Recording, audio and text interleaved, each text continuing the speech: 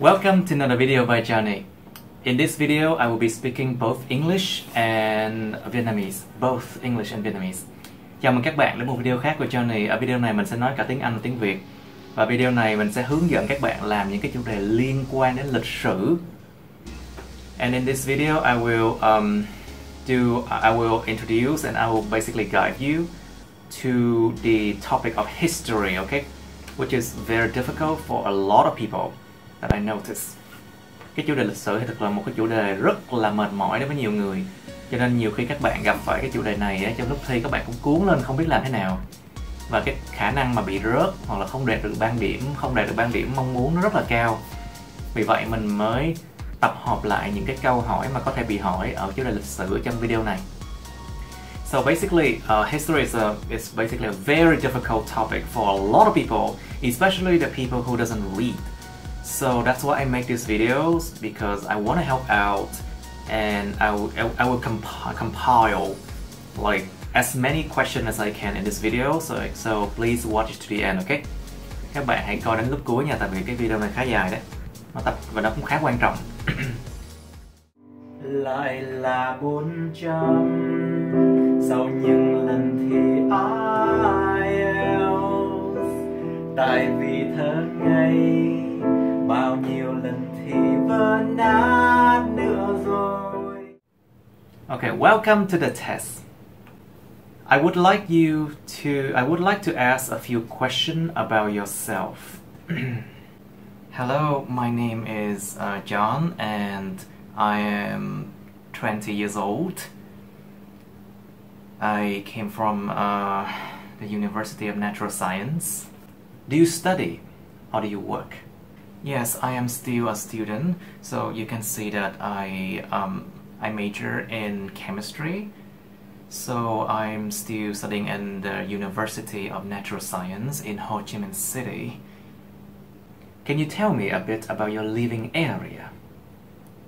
About my living area, well, there's not much to tell about it. I live with my parents.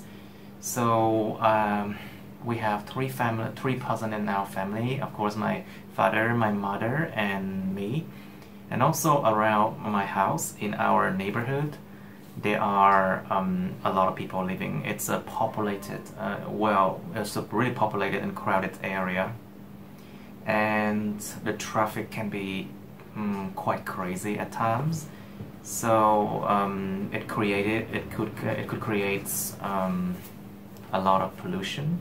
So it's not really a perfect or an ideal area that I think people should be living in. How many hours do you sleep every day or every night?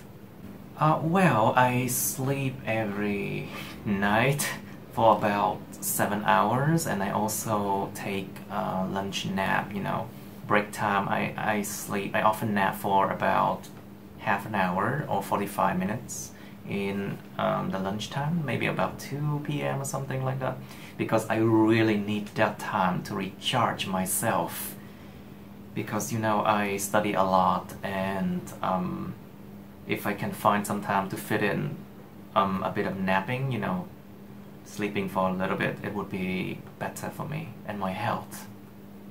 Do you think it is important to have enough sleep each day or night? Yes, I do think that it is important to have enough sleep each day or each night, because as I said before, I really think I really prefer to sleep more.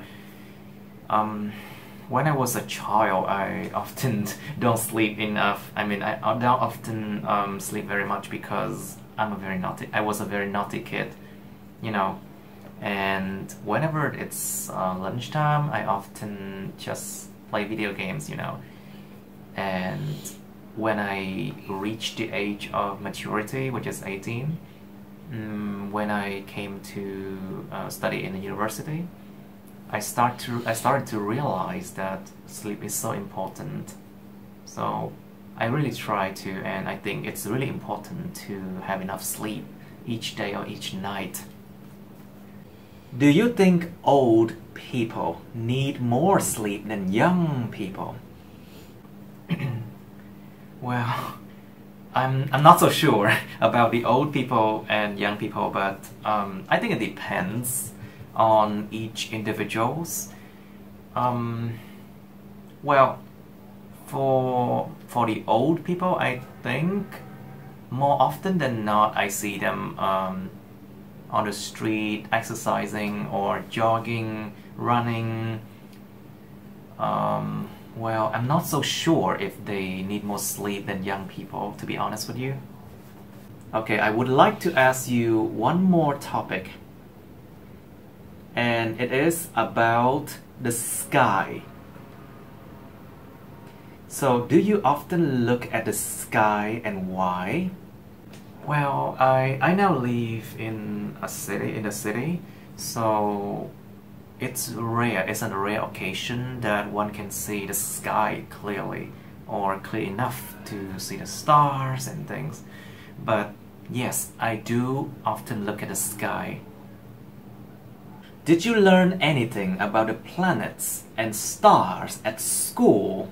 The planet and star at school? Well, not really, because in our curriculum, I remember we had geography as a subject, and we did learn somehow about the planets and the star. Like, for example, we learned about the star, our star, which is the sun, and then other planets, including Mercury, Venus, the Earth, Mars, Jupiter, Saturn, Uranus, Neptune, and then last one is Pluto, I guess. Yes, Pluto. So I did learn something. Do you prefer to look at the sky in the daytime or at night? Well, I'm not so sure about this one because occasionally I do look at the sky in the daytime to observe the blue sky and birds. But at nighttime, of course, as I said before, I also like to look at the stars and, of course, the sky itself. Okay, that is the end of the IELTS speaking part 1. Dù có thi trăm lần mà phát âm không đạt thì vẫn 400 thế thôi. Now I would like to go to part 2, and you will have 1 minute to think about what you are going to say, and you have 1 to 2 minutes to complete your description of the test 2. Describe a historical building you visited. You should say where it was, what it looked like, what it was used for when you visited it, and explain what you learned there. Tại vì hôm thi nó ra thast one đã làm trái tim em rất mấy nhịp, mà lại ra process khi em vừa ôn math và dạng chart thì lại không ra. Vì sợ writing nên em mặc kệ speaking. Nào ngờ part 2 và ba lại ra để history. Chỉ cầu xin anh em đã rất đau, đừng làm mắt em vương vấn thêm buồn. Well, I would like to describe a historical building, and that was the Independence Palace.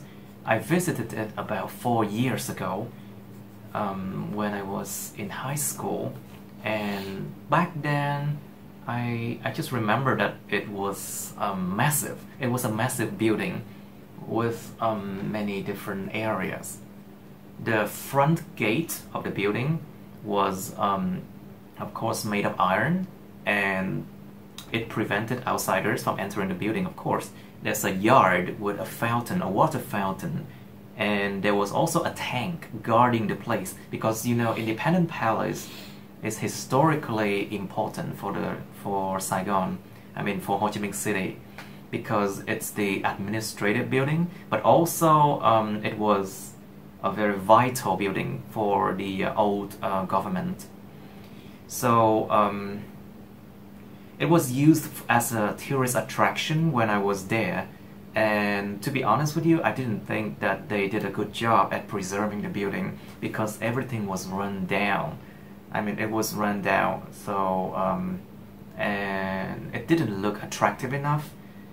But I did learn about the lives of the officials there during the pre-1975 times, and what happened during the last days of the old government. And also we learned about the involvement of America during the Vietnam War, and I think that's all I can say about that historical building that I visited. Okay, I would like to ask you another speaking part 2 topic, which is describe a historical era that you are interested in. You should say what it was, when was it, and what happened, and explain why you are interested in learning more about that historical era. IELTS ơi dừng lại, đừng làm khó em đi thì khó nhọc, đừng làm áng mây trôi trên bầu trời một mình chơi vơi.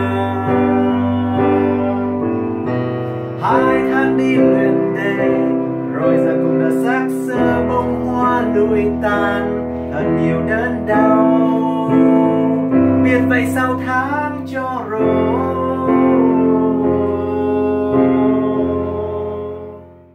Well, I would like to tell you about a historical era that I'm interested in, which is the Nguyen dynasty in this country. So if as I have learned history in school, and also I did some personal research, the Nguyen dynasty started somewhat around the beginning of the 19th century. No, it was the 18th century, and by that time, as if I remember right, the Nguyen dynasty did conquered the southern part of the country. So by that time, Vietnam was just like in the north and somewhat in the central region, you know. And then the Nguyen dynasty did conquer. They bring their soldiers and weapons, and they invaded the south, the southern part, and of course they tried to liberate, and they tried to get more land for the nation. So that was a historical era. However, by that time, as I learned, I think our nation, Vietnam, was kind of a super nation. So it was quite interesting to know about that. And in 1858, when the French colonists invaded Vietnam, they were very glad to know that they had conquered successfully a super nation. So it's quite interesting, to be honest with you, compared to what you can see now, as the state of the country is not that great. Okay, there is another topic I would like to ask you. It is describe a historical event that you are interested in. You should say what happened and when, who was involved, and explain why you were interested in that event. Well, I would like to describe a historical event that I'm interested in learning more about it, which is the event that happened in April the 30th, 1975 in Vietnam. What happened is that when the communist soldiers took over Saigon and also the Independent Palace, many people had to flee the city because they were very afraid of getting killed or prosecuted by because the propaganda of the old government said that anyone involved with the government or anybody who has assets or who are rich could be prosecuted by the communists, which is I'm not so sure about that. So there were a lot of conflicting information in the textbooks and on the internet. So that was one of the reasons why I would like to learn more about it. Very good. Now I would like to go to topic of the IELTS speaking part 3.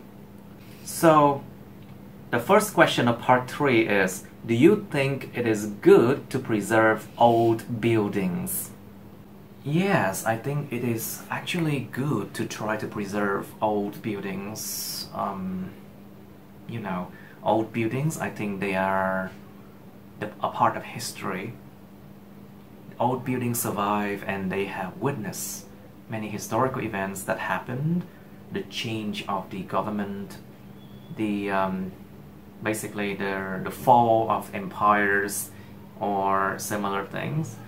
And also when they are super old, they could act as tourist attractions and could potentially bring in a large amount of funding, a large amount of money for building new buildings, of course, for constructing new buildings, and also for different projects that could be beneficial for the public. For example, let's say in Vietnam, we do have many old historical buildings, especially in Saigon. Well, these buildings witness the lifestyle of the pre-1975 people, the lifestyle and also how they live and how they think. It was also reflected on the architecture of the buildings. And now when many tourists from Europe, from America and from Australia visited Vietnam, they always try to visit those old buildings to learn more about history. And of course, that creates the funding we need for our projects, for education, healthcare, or for the, the pension system as well. So I think it's really good to try to preserve old buildings. Are buildings now better than those in the past? And why? Well, I read an article and they mention about the durability of old buildings and the new buildings. Of course, they did a comparison, and surprisingly, old buildings, they have a structure that look like curves. Back then, they did not have cement, they did not have concrete or any kind of fancy building equipments at all. But those old buildings, for example, the Leaning Tower in Pisa in Italy, it still survives after hundreds of years. While building nowadays, if you look at the apartments complexes, they say that the expired date for such an apartment complex is 50 years. And after 50 years, the people living there can be compensated for their apartments, as I heard. That's what I heard. But what I mentioned indicate that the building nowadays are not as good as the building in the past. Do you think the government should invest money in preserving old buildings? Well, to preserve old buildings is to preserve the soul of the nation, the culture, the lifestyle of the people. So, however, it could be problematic in case of, in case the funding runs out. because maintenance cost. Also, the cost to have staffs and employees to preserve the building, the cost for renovation, and also the cost for security devices and security guards can be quite a big issue. So I think the government should consider carefully about whether this building or that building should be preserved. For example, I think some really run-down buildings, like very old, 100 years old apartment complex, should be abolished, and new, more modern buildings should be constructed instead. Because, you know, old buildings, it can be dangerous to live in. You never know when it will fall down, for example. So I think it really depends on the situation, like whether they should preserve it or not. It depends. It really depends. Do you think history as a subject is more important than science?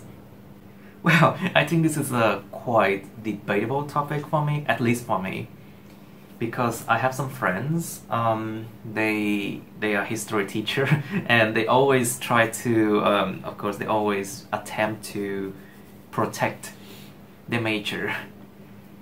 As a subject, I think history and science are of equal importance, and everyone should consider them as, how can I say, a thing they should learn carefully. Science is good because science helps us build this world, help us to improve the condition of it right now, and it also helps us drive us into a new era.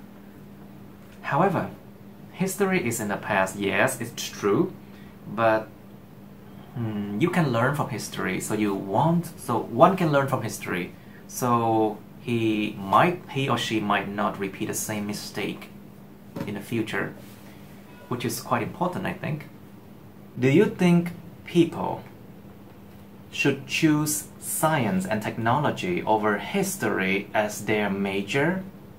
Well, choosing a subject, choosing a major, it's never an easy task. Excuse me. It's never an easy task. As, you know, it depends from person to person.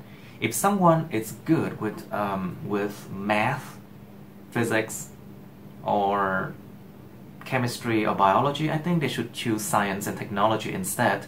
But if someone is good with remembering facts and figures, or maybe they are good with their logical skill, they know how to connect events together, I think choosing history might not be a bad option for them. Besides, choosing a major, you have to also consider the social demands for that major. For example, whether they can land a good job afterward, after they got their degree or after graduation. And also, they should consider whether that job has a future or not. What do you think about the importance of history? Why and why not? Well, the importance of history, I think it's irrefutable. Or it's, how can I say, nobody could refuse the importance of it.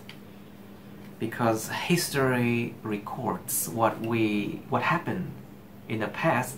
However, it also records the developmental stages of humanity, of mankind. Also the lessons we have to learn. Also the periods, of the empires and so on. And learning about them can help us to better our understanding of the human interactions, and to, of course, not repeat the same mistakes again in the future. So that's why I think history is of utmost importance for most people to learn. Okay, that was really tough, and I made it really tough because I want to include everything in there. Thực sự là cái phần vừa rồi nó khá là mệt mỏi đó. Mình đã cố gắng mình nhét tất cả mọi thứ in một cái video, cho nên cảm ơn các bạn đã theo dõi nha. Thank you so much for watching, and please like, share this video. Follow my Facebook, subscribe to this channel, and also please do not add me on Facebook because I use Facebook for work and I only add work colleagues and potential students, okay? Các bạn hãy nhấn vào like, chia sẻ video này, follow theo dõi Facebook mình, subscribe cái channel này. Nhưng mà các bạn nhớ đừng có add Facebook mình nha, tại vì mình dùng Facebook cho công việc và mình chỉ add đồng nghiệp và những học viên mới của mình thôi. Thank you so much, bye bye, see you.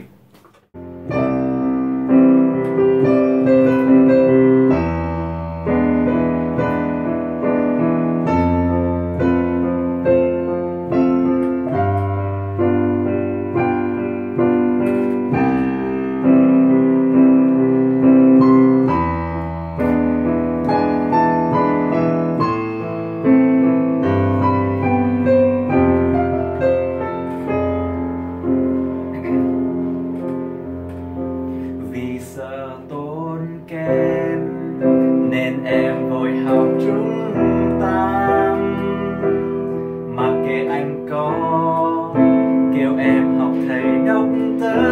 John Tran, dù thầy luôn bắt em phải phát âm và tập đọc đến khi khô rát cổ họng.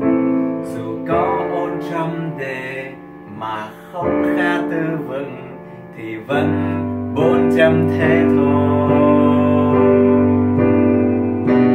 IELTS ơi dừng lại, đừng làm khó em đi thì khó nhọc, đừng làm áng mây trôi trên bầu trời một mình chơi vơi. Biết thế em học đều thì giờ cùng đợt xác xơ bông hoa lụi tàn, thật nhiều đớn đau. 5 triệu 250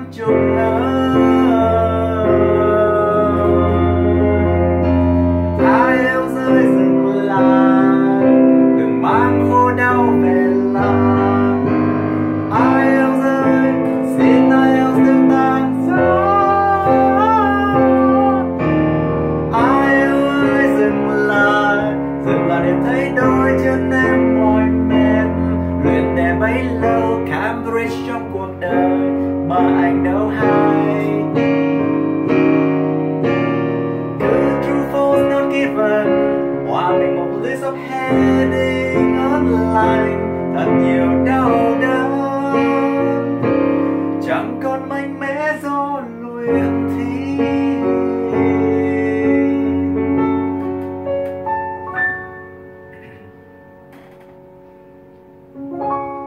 Lau mi đi em đừng buồn, vì chuyện IELTS đâu ai hiểu được vào một chiều tan vỡ.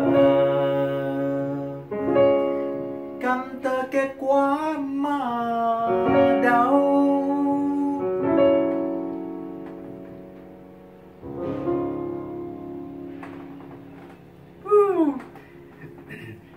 Cảm ơn các bạn theo dõi nha các bạn.